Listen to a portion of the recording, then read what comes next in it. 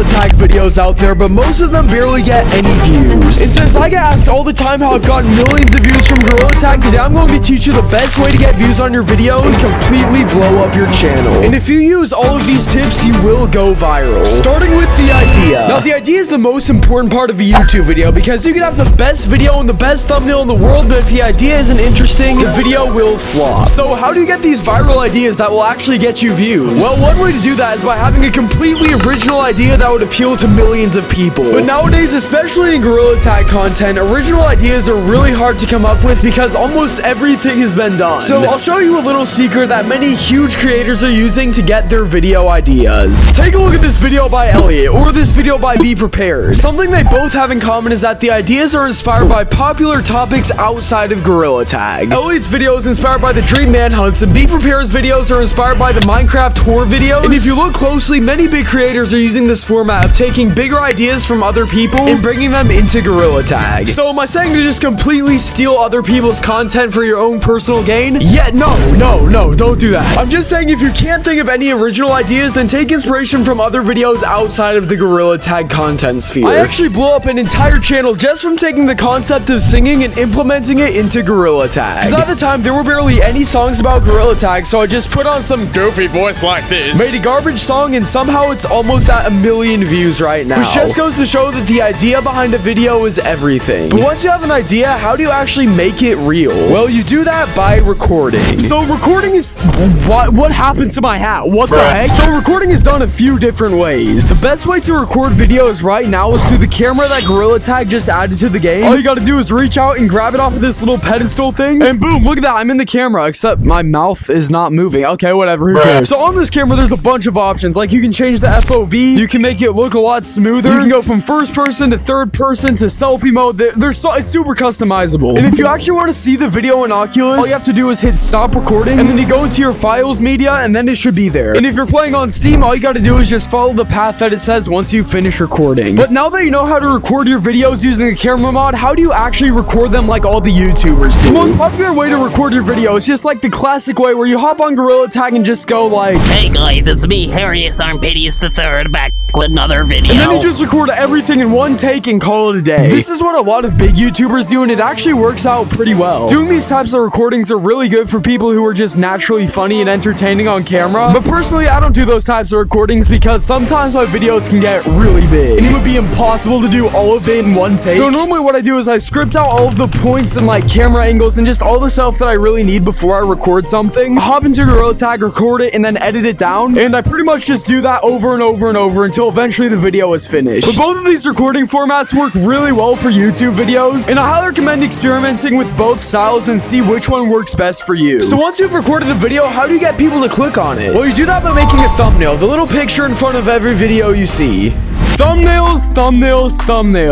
Probably my least favorite part of video making. I'm not sure why, but I cannot make thumbnails for the life of me, which is why I hire somebody to make them. But wait, before you click off the video, yeah, I knew you were about to click off the video, bro. I knew you were about to...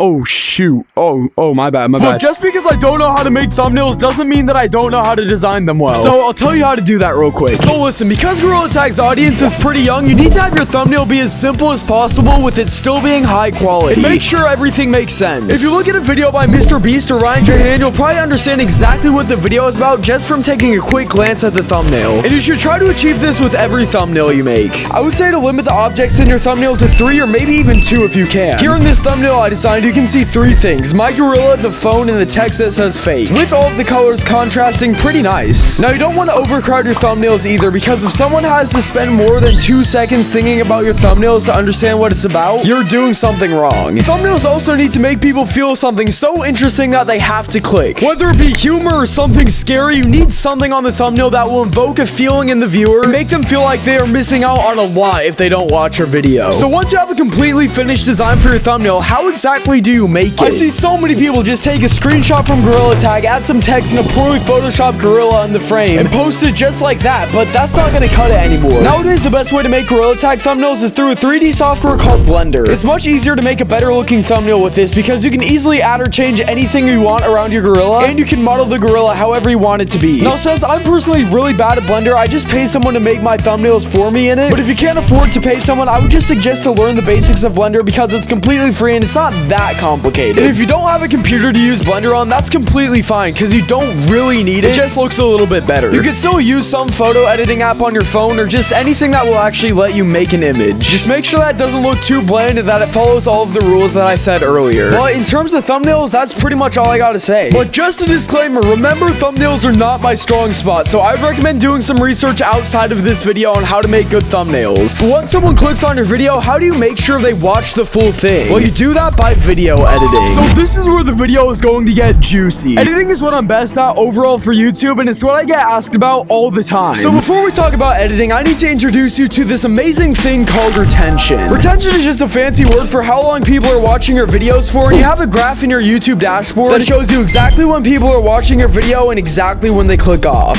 The main goal for YouTubers is that they want to have the highest retention, which just means they want people to stay and watch their videos for as long as possible. Because the longer people watch your videos, the more the YouTube recommends it to people. Now, I'm sure a lot of y'all know the basic retention tricks like adding music, adding captions, and just messing around with visual effects. But I'm about to tell you a strategy that I've barely seen anybody else do, and has gotten me great retention and hundreds of thousands of views. So is this strategy hard to use? No, not at all actually. You don't even need like a fancy editing software for this trick. Using free options like DaVinci Resolve or CapCut will work perfectly for this. So what is the secret strategy I've been talking about? Well, it's called storytelling. Wait, before we get into it, I'm trying to get 35 subscribers by the end of the year, and if you guys could subscribe, it would mean the world, because a lot of time goes into these videos. Alright, back to the video. Every good YouTube video has some element of storytelling to it, but what exactly does that mean? Well, most of the time it means that a YouTuber followed a very popular YouTube video format called the hero's journey, and I'll teach you it right now. So for this example, we'll use jmancurly's most popular video. The hero's journey format starts off with your main character wanting something. And for our example, our hero is jmancurly, and he wants to see if people are carrying on his tradition of teaching new Gorilla Tag players how to play by pretending to be new. So the next thing our hero does is set out on a journey, but he encounters challenges and has to adapt to them. And in J-Man's video, this is exactly what happens. He tries to get people to teach him how to play, but his voice is too recognizable. So he adapts to a situation by changing his voice. And the final part of Hero's journey is the hero getting what he wanted in the end. And in the end, jmancurly finally gets somebody to teach him how to play the game and finds out that there's still kindness in Gorilla Tag. Now look, I've really oversimplified the hero's journey, and once you learn more and more about storytelling, your videos can get more interesting and build a bigger connection with your audience. Now this video is very well edited because of the storytelling, and there's also a lot of changing of pacing. There are some parts that are edited pretty fast and intensely, and there are some more chilled out parts. And we have a perfect mixture of pacing. It creates a lot of focus on your video, which leads to high retention. Another really easy retention hack is something called the hook in your video. The hook is what you use at the very beginning of your video to hook people into the video and keep them watching. The hook can be as simple as explaining what you're going to do in the video, but be sure to be energized and not super boring when you record your hook, and just set the tone for how the whole video is going to be. In J-Man's video, he used this really cool animation and left this super cryptic message that kept a lot of people in his video. Now, this is a special video.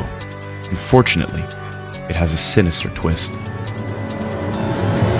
Which is why his retention looks like this. Bro, I am so jealous. Okay, there's a lot more I want to say about editing, but I don't want to drag this on longer than it needs to be, so I'm going to speed through these next points. The first 30 seconds of your video is the most important. Explain what you're doing, why you're doing it, and tease something cool that happens in the video. You don't really need super fancy effects to blow up. I just like to mess around with my effects because I think they look cool in videos, but they are not necessary at all. Be unique with your editing. Don't use overused songs like this one or this one, because every single person uses these and they are so annoying. Don't be afraid to show your struggles or your weaknesses with your editing. When you edit out all of your imperfections, you don't seem that genuine to your audience. And nobody's perfect, so it might be a little weird. Cut out all of the dead silence in your videos between sentences, because nobody likes to watch someone say something, then stop for a second and think about what they have to say next. Use background footage in your videos. If you're talking about doing something, don't always just have your monkey talking about it. Actually show footage of it happening. Don't overdo this though. You don't want the entire video to be background footage. Over-exaggerated sound effects are funny sometimes. Always have high energy moments and low energy moments to keep the flow in your video going smoothly. Do not over-edit your videos. I over-edited my last video way too much and now everybody hates me. Sorry for that. Just edit it enough to have it be high quality without giving people seizures every 5 seconds seconds with the effects. Once again, I'm sorry, I really don't know what I was doing with the last video. And last but not least, sometimes if you cut the music in the right place, your next line of dialogue will be very impactful and memorable. Now listen, editing is something that nobody will be great at when they first start. It took me years of practice to get where I am today, and I still have so much more to learn. Now you can't always explain why some people's scene lasts longer, or sometimes their videos aren't completely optimized for the algorithm. Sometimes you just gotta go with the gut feeling that you develop over time that you are not going to have when you first start. But listen, if you keep practicing and strive every day to get better and better, eventually you will see success. And if you really want to take your editing to the next level, just start now because you can only get better from here. Okay, I know that was a lot, but is that it to YouTube? Not quite, but what's left? Well, here are a few random tips that will help you. Number 1, if you want people to subscribe to you, do not ask for it in the intro. You haven't delivered on people's expectations yet, so why should they subscribe to you? If anything, they're just gonna click off the video and you'll lose retention. I'd recommend asking for a subscribe after one of the best parts in your entire video, or right before something really big is gonna happen, just to ensure people don't click off.